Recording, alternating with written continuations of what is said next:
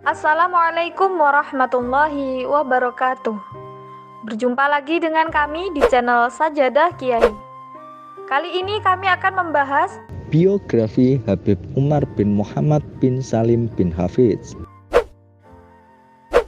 Kelahiran Habib Umar bin Muhammad bin Salim bin Hafidz bin Syekh Abu Bakar, lahir pada hari Senin tanggal 4 Muharram 1383 Hijriah atau bertepatan pada tanggal 27 Mei 1963 Masehi, pada pagi hari sebelum terbit matahari di Tarim Hadraul Maut, Yaman. Beliau tumbuh di antara keluarga soleh dan berilmu. Ayah beliau, Habib Muhammad bin Salim, adalah seorang ulama terpandang yang mencapai derajat mufti dalam madhab Syafi'i. Kakek beliau, Habib Hafidz bin Abdullah bin Syekh Abu Bakar bin Salim, juga adalah seorang ulama yang produktif. Sedangkan saudara tertua beliau, yaitu Habib Ali Masyhur bin Muhammad bin Salim bin Hafidz, adalah seorang ahli fikih yang sampai saat ini menjadi pemuka para mufti kota Tarim. Pendidikan.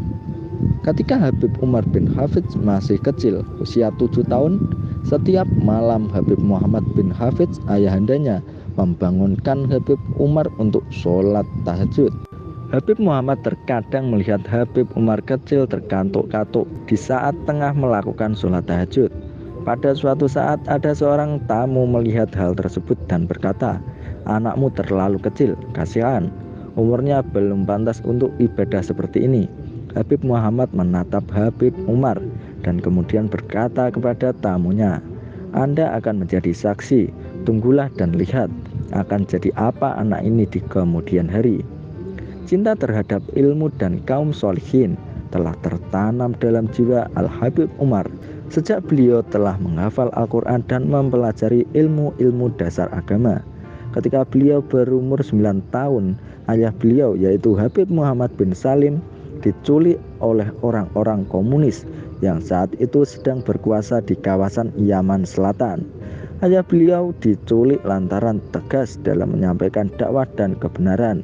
Hingga sampai saat ini beliau tidak diketahui keberadaannya. Ketika beliau masih kecil, keadaan Hadraul Maut tidak kondusif. Tekanan dan intimidasi dilakukan kepada para ulama dan pengajar. Namun hal itu tidak menyurutkan semangat Habib Umar.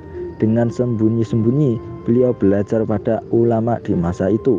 Selain belajar pada ayahandanya Al-Habib Muhammad bin Salim bin Hafidz, beliau juga belajar pada Al-Habib Muhammad bin Alwi bin Syihab dan juga masih banyak lagi.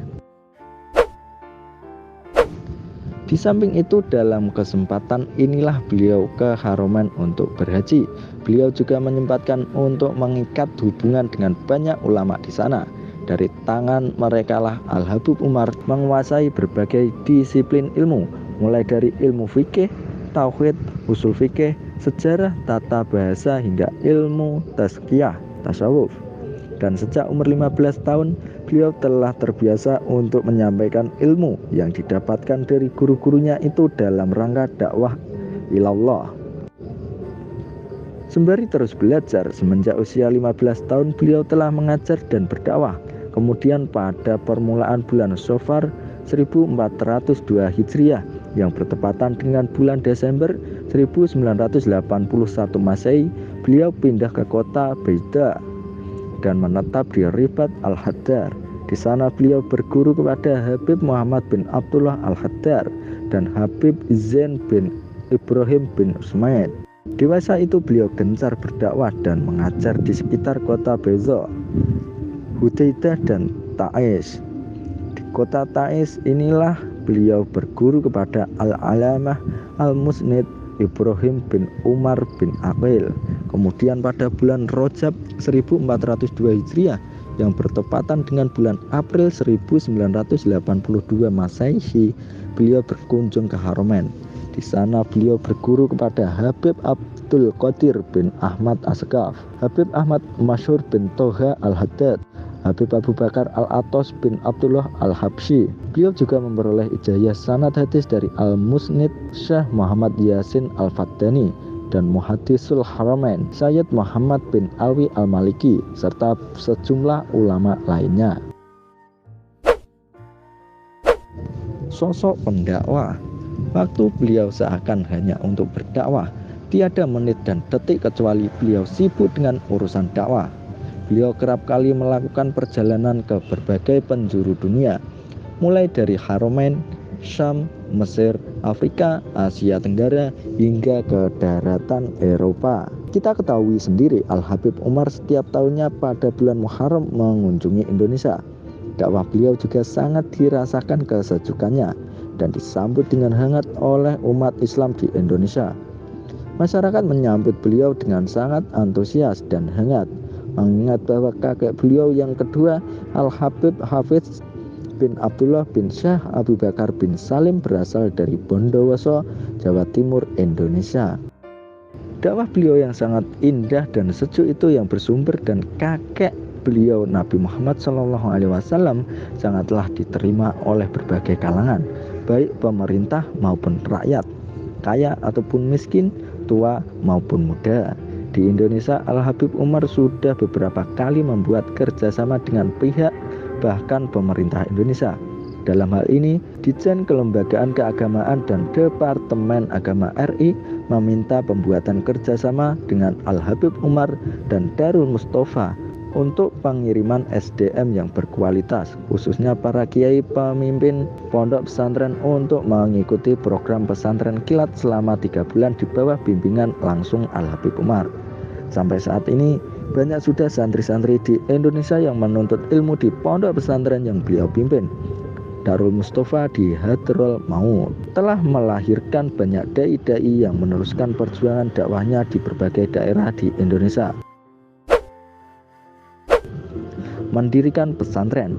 Selanjutnya pada tahun 1413 Hijriah atau 1992 Masehi, beliau pindah ke kota Sihir, mengajar di Ribat Sihir.